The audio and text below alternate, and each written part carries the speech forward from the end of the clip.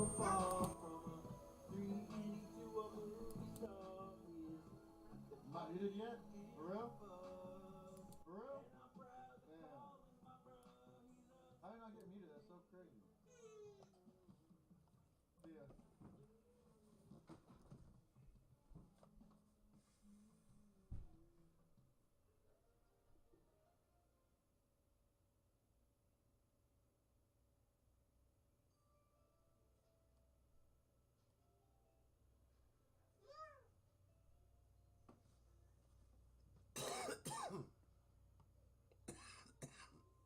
You still crying?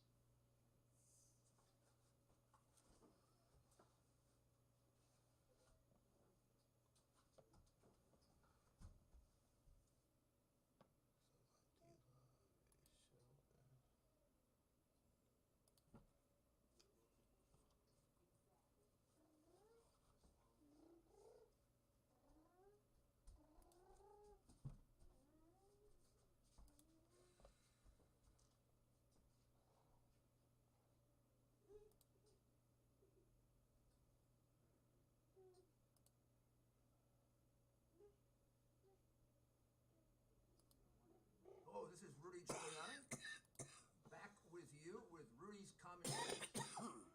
This episode today is going to involve something of tremendous importance to us and a real threat to our national security. I think you know what it is. It's the attack on the Colonial Pipeline that at least came to light on Friday, May 7th of 2021, obviously. And we're going to go through it, do the best I can to explain it in terms that everybody can understand. But most importantly, this is showing us the future. This is where we're going. In fact, we're there. This is the era of cyber theft on a major scale, and then the possibility of cyber warfare, which is frightening, but it's something we can face. It's more frightening than atomic weapons, biological and chemical horrible attacks and things like that. So it's just a matter of disciplining ourselves to learn it, deal with it, and be prepared for it. And it isn't that we haven't made some real strides in the past, starting 15, 20 years ago. Probably more than we think. But then again, there's a lot to this, and there's a lot that still needs to be done. So this attack, its immediate effect is devastating, and it can be contained. The attack can be contained, and if we act swiftly and intelligently and decisively. Really? And this isn't and should not be, let's say from the outset, a partisan issue. How about we try to deal with this not the way the Democrats, dealt with the pandemic and trying to hurt Trump. It was a re-election year, so maybe that explains it, maybe it doesn't. Why don't we use the September 11 model for this? Meaning, let's all work together. Whether we agree with, disagree with, like or dislike President Biden and his administration, they're going to run a good deal of this. And we have to hope that they make the right decisions, pray for that. And we have to be ready as Republicans to cooperate fully as if the president were a Republican, not just a Democrat. In fact, in a situation like this, he's a president. He's not a Republican or a Democrat. About a much less important topic, or maybe to some people just as important. As one of my most illustrious predecessors, one of my heroes, Fiorello LaGuardia, used to say, there's no Republican or Democrat way to pick up the garbage. You just do it right or you do it wrong. Same thing is true here. There's no Republican or Democrat way to ameliorate the effects of a cyber attack or to prevent it. There's the science of it and the engineering of it, and it has to be done right. And I'm sure on both sides, Republicans, Democrats, and independents, I know we have skilled people. So in this particular situation, the Democrat administration is leading the charge. As loyal Americans, we support them. And we support them and we wish them well, and we're willing to lend whatever expertise we can that's useful. So let's avoid this, and maybe, just maybe, we'll start something new, huh? Something more like the wonderful cooperation that I was afforded when I had to deal with the horrendous attack on my city, the 20th anniversary of which is soon going to arrive. But it was a model of cooperation. So first, let's look at the immediate emergency, which came to light on Friday, May 7th. Now, it may not have it probably didn't begin on Friday, May 7th. That's the first date that we can say that people were notified of it. And let's put in context just exactly what and who Colonial Pipeline is. Colonial Pipeline is a pipeline company, obviously, that is headquartered in Alpharetta, Georgia, and it operates the largest pipeline in the United States. The pipeline is 5,500 miles long. That's a lot of pipeline. It delivers 100 million gallons of fuel per day. 100 million gallons of fuel. And that's about 2.5 million barrels per day. So you can see that you take that out, or any substantial portion of it, you're going to have a very, very big problem. That's a lot of gallons of fuel. And its fuel is used for, gasoline, diesel fuel, petrol, jet fuel, just about anything you would use oil and fuel for. The company that is responsible, or has pretty much taken responsibility for the attack, is a new, really cyber ransomware and software company called DarkSide. It's not really a company, it's a gang. I think gang doesn't give it credit for its sophistication. It's really like an organized crime group. And it's basically a ransomware company.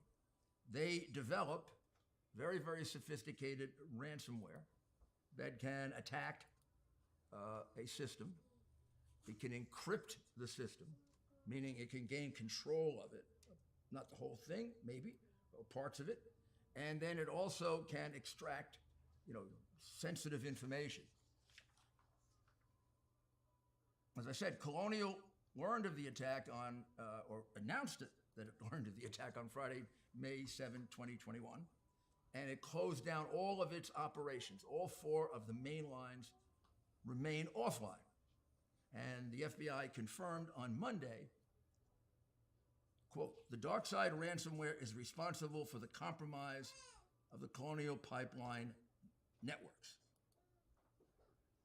So we must assume, just from my experience in this kind of work, that there was a previous notice to Colonial, which included the demand for ransom, which could be as high as, well, I've seen them go as high as 200 million.